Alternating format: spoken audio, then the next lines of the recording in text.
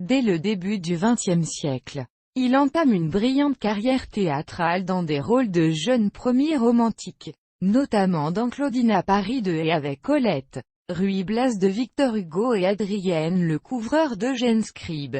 En 1913, Alphonse Séché l'engage dans son nouveau théâtre d'art pour être la tête d'affiche de plusieurs pièces. Entre-temps, René Cresté débute, dès 1908, au cinématographe chez Gaumont puis chez Pathé.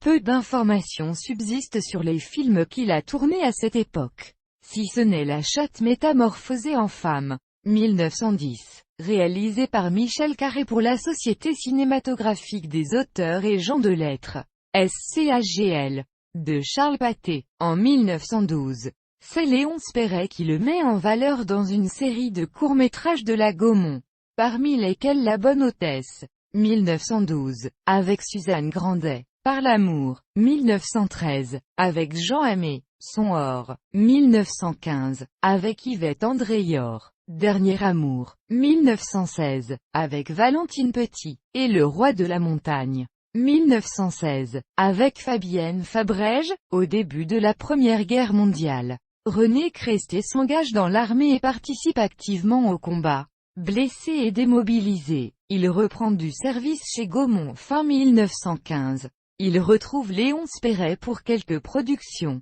Puis Louis Feuillade lui offre le rôle de Jacques de Trémeuse dit Judex, un justicier vêtu de noir, dans un serial en 12 épisodes.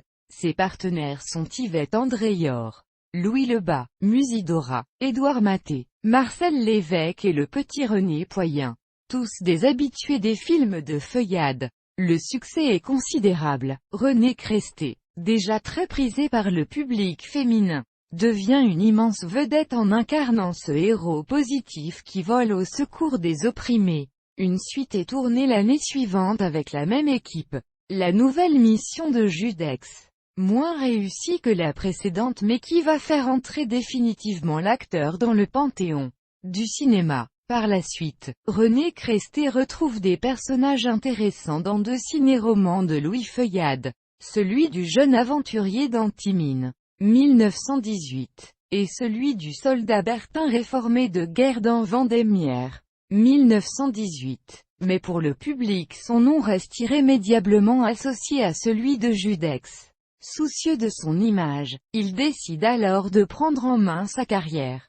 Il fonde sa propre maison de production, les films René Cresté, pour laquelle il réalise et interprète, sans grand succès, Le Château du Silence, 1919, et L'aventure de René, 1921. En 1921, ruiné et déçu par le frileux accueil du public, il se reconvertit pour diriger le cinéma Cocorico, dans le quartier parisien de Belleville, et rejoue son célèbre personnage de Judex dans un spectacle à la Gaîté Rochechouart. En 1922, René Cresté réalise son dernier film, Un coup de tête, mais gravement malade de la tuberculose. Il ne verra pas le film sortir en salle. Il meurt prématurément le 30 novembre à Paris, pour subvenir aux besoins financiers de sa veuve et de sa fille infirme. Un gala de bienfaisance est organisé par leurs amis, avec l'aide des artistes surréalistes, à la salle Pleyel en février 1929.